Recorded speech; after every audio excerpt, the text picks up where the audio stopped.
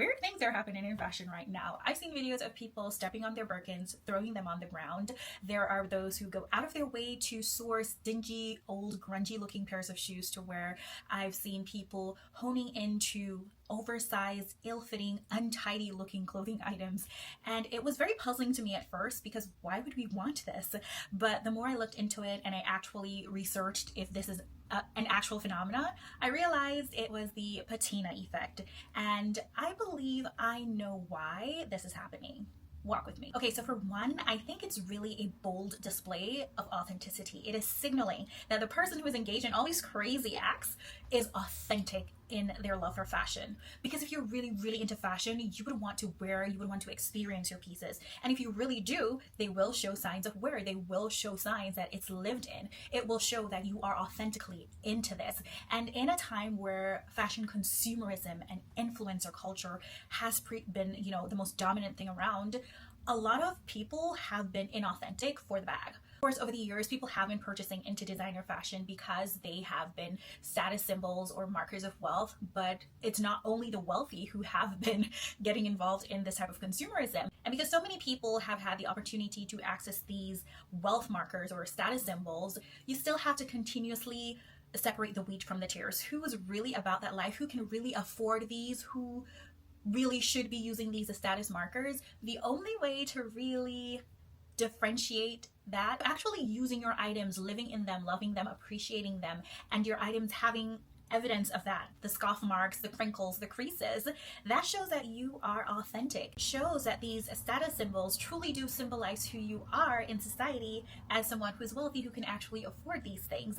And I truly believe that's what's happening, because that specific person that I saw stepping on Birkins, like everyone was like, you're crazy or that's fake, and very adamant that it's a real Birkin and it's not a big deal to get scoffed. It's not even just about showing others that you're authentic, it's about genuinely appreciating and loving your items.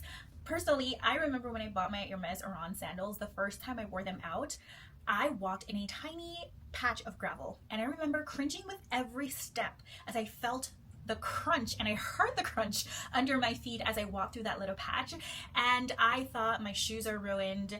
My wish list item that I finally got, it's gonna get scoffed, it's scratched. Like, I remember feeling so horrible that day, but now I look back, I'm slightly embarrassed, and I'll look at my sandals now, I wear them out like nothing, and I love the creases, I love the crinkles, and I enjoy wearing them. It proves that I authentically am into this item and I'm not concerned about what others have to say and what the image of me wearing them portrays to others. The next reason I think we are kind of experiencing this patina effect right now is the fact that we are craving nostalgia, and vintage is kind of having a moment right now.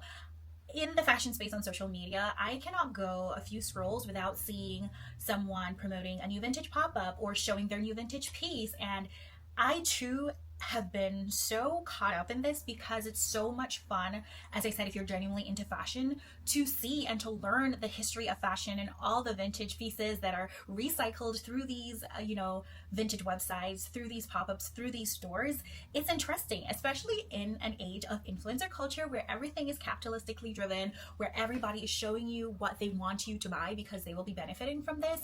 When you are able to use your own mind and to discover your own sense of style, to discover what you truly like, you will be more drawn to anything that is going to display to the world, once again, that you are really about this life, that you genuinely enjoy fashion. Of course, if you're going down the vintage route, you are going to end up with pieces that have been lived in, that have been loved, that have the creases, the crinkles, the little stains, the little unravelings of threads. You will more likely enjoy this because it shows to others that you are about this life, or you are more into the history behind the piece and not trying to look prim, pristine, and proper. Speaking of prim and proper and pristine,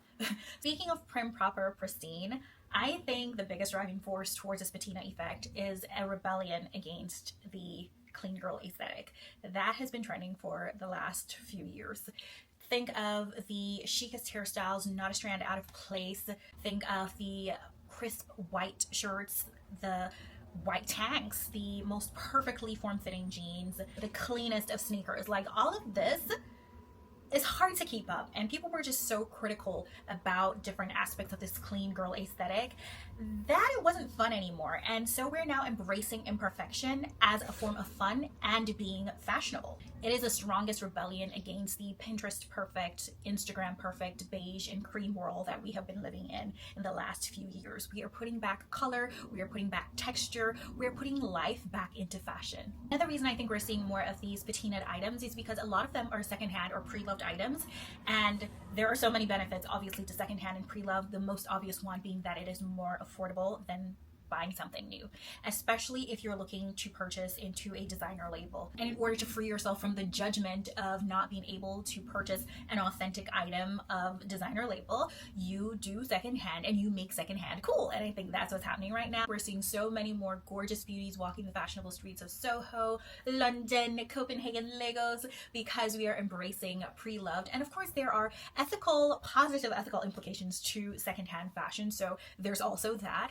But yeah, we are leaning into pre-loved items, and that's why we're seeing evidence of items that have been lived in and loved on. And using that to segue into the last point as to why we're seeing the patina effect, authentic designer items that are well constructed tend to outlast those items that are of lesser quality, those that are counterfeit.